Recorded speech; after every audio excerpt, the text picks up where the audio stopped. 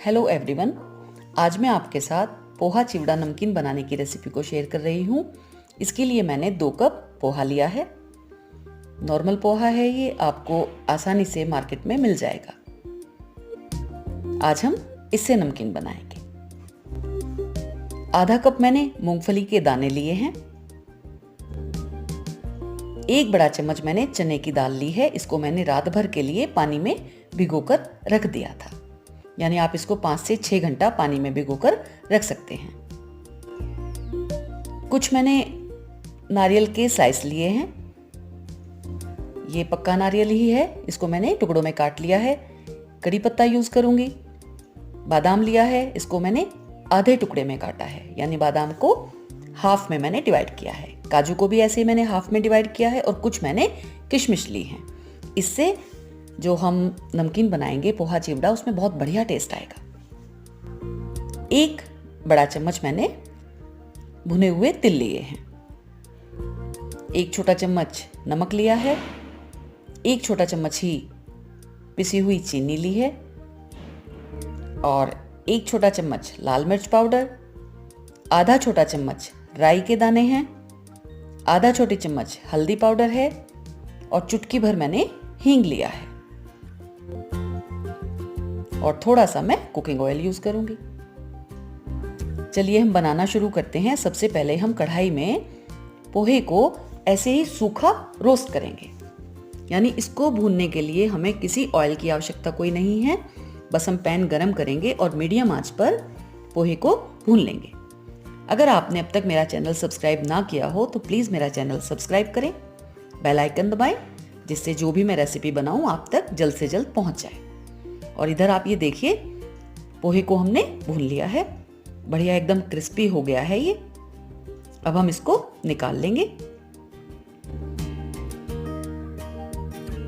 इसको हम निकाल कर अलग रखेंगे और अब सेम पैन में हम यहाँ 1 बड़ा चम्मच ऑयल, ये देखिए बस मैं इतना ऑयल यहाँ इस्तेमाल कर रही हूँ पूरी नमकीन बनाने के लिए। जब ऑयल थोड़ा गर्म हो जाएगा तो सबसे पहले हम इसमें मूंगफली के दानों को भून लेंगे। सभी चीजों को जैसे हम इसमें फ्राई करेंगे तो हम थोड़ा थोड़ा ही, यानी पहले हम मूंगफली के दानों को भून लेंगे, उसके बाद हम ड्राई फ्रूट या नारियल को भूनेंगे, तो इसलिए हमें काफी कम ऑयल की आवश्यकता पड़ेगी। ये देखिए इस तरह से हम मूंगफली को बढ़िया तरह इसमें फ्राई करेंगे, क्योंकि ये मूंगफली के कच्चे दाने मैंने लिए थे। बहुत कम तेल वाली नमकीन बनकर तैयार होगी। खाने के लिए एकदम परफेक्ट पोहा चिवड़ा नमकीन हम बनाकर यहाँ तैयार कर रहे हैं। मूंगफली को हमने भून लिया है। ज्यादा इसको हमें काला नहीं करना है, अदरवाइज इसका जो टेस्ट होगा वो अजीब सा कड़वा हो जाएगा। मूंगफली हम निकाल लेंगे। आंच यहां मैंने कम की हुई है और जब भूनने के लिए हम इसमें कोई सामान डालते हैं तब मैं उसको मीडियम कर लेती हूँ। टिश्यू पेपर लगा लिया है, उससे क्या होगा, जो एक्सेस ऑयल मूंगफली अपने साथ लेके गई है वो भी एब्जॉर्ब कर लेगा टिश्यू पेपर। और अब यहाँ बाकी बचे हुए तेल में हम कोकोनट के स्लाइस डाल लेंगे। ये ऑप्शनल है, लेकिन कोकोनट स्लाइस डालने से क्या होता है, उसका नमकीन का एक जो टेस्ट है वो बहुत अच्छा आता है और फ्राई करने के बाद कोकोनट भी बहुत बढ़िया एकदम क्रिस्पी हो जाते हैं, तो वो टेस्ट को बहुत अच्छा कर देते हैं नमकीन के। ये देखिए इसको भी हमने फ्राई कर लिया है और इसको हम निकाल लेंगे। प्लेट पर मैंने टिश्यू पेपर लगाया हुआ है, जिससे जो भी एक्सेस ऑयल होगा वो टिश्यू पेपर एब्जॉर्ब कर लेगा। और अब बारी आती है बादाम और काजू की।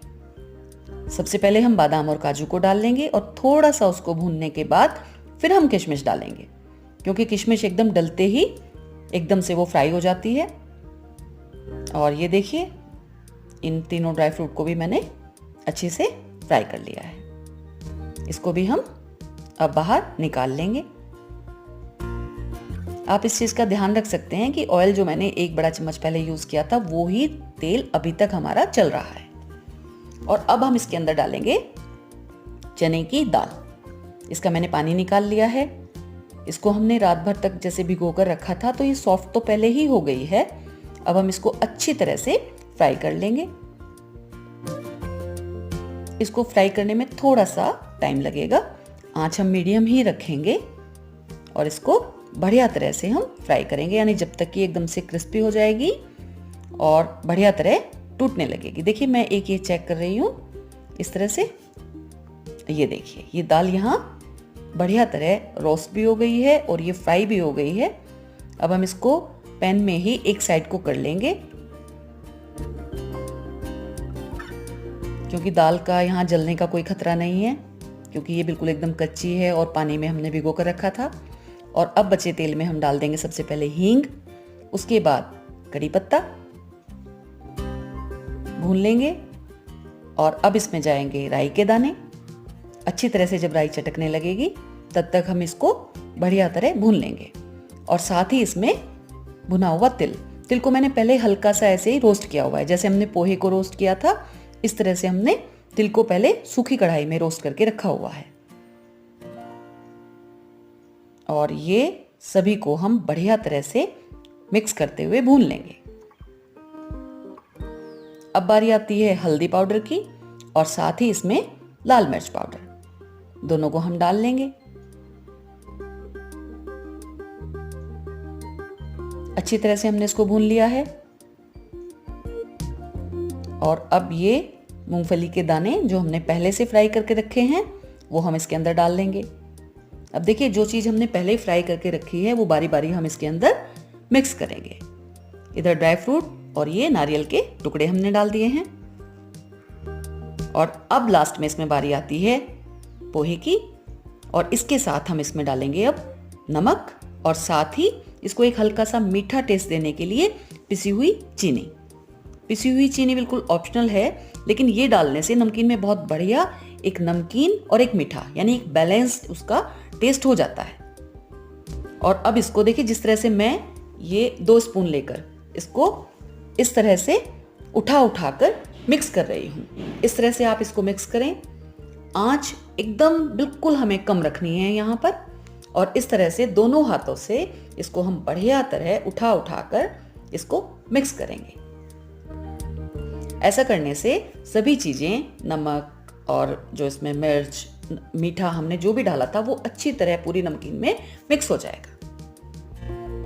ये देखिए बढ़िया तरह हमने इसको मिक्स कर लिया है। और प्लस जो हमने जैसे पहले मूंगफली को रिफाइंड में हमने किया था या हमने ड्राई फ्रूट किया था, वो सब भी जो पोहा है वो एब्जॉर्ब कर लेगा, यानी पूरी नमकीन पर एक सा एकदम फ्लेवर और एक सा एकदम जो ऑयल है वो हर जगह बहुत बढ़िया तरह से इसमें मिक्स हो जाएगा। ये देखिए मैं आपको ये चेक कर रही हूँ कितनी बढ़िया एकदम से क्रिस्पी एकदम नमकीन हमारी तैयार हुई है। चाय के साथ के लिए बहुत बढ़िया ये एक स्नैक है। और ये देखिए बहुत कम ऑयल से हमने इसको बना लिया है। देखिए मैं दिखा रही हूँ आपको, इसमें हाथ डालकर अगर हम देख रहे हैं तो कोई ज़्यादा ऑयल हमें नहीं इसमें महसूस हो रहा है। और देखिए ये जो हमने टिश्यू पेपर रखा था मूंगफली के लिए, वो सब अलग से मैं आपको दिखा रही हूँ कि जो एक्सेस ऑयल था वो उसने एब्जॉर्ब कर लिया था, इसलिए हमारी बहुत बढ़िया एकदम से हल्की नमकीन बनकर तैयार हुई है। इसको आप कभी भी किसी भी वक्त यानी चाय के साथ आप खा सकते हैं। और जिस तरह से देखिए होली का त्योहार आ रहा है उस पर भी इसे आप बना सकते हैं।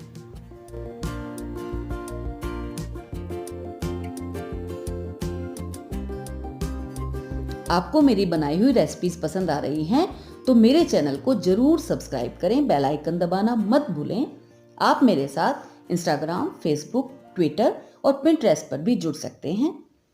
प्लीज़ मेरे चैनल को सब्सक्राइब कीजिए, ज़्यादा से ज़्यादा लाइक दीजिए और आपकी जो भी क्वेरीज हैं मुझे आप कमेंट बॉक्स में लिख सकते हैं। Thank you.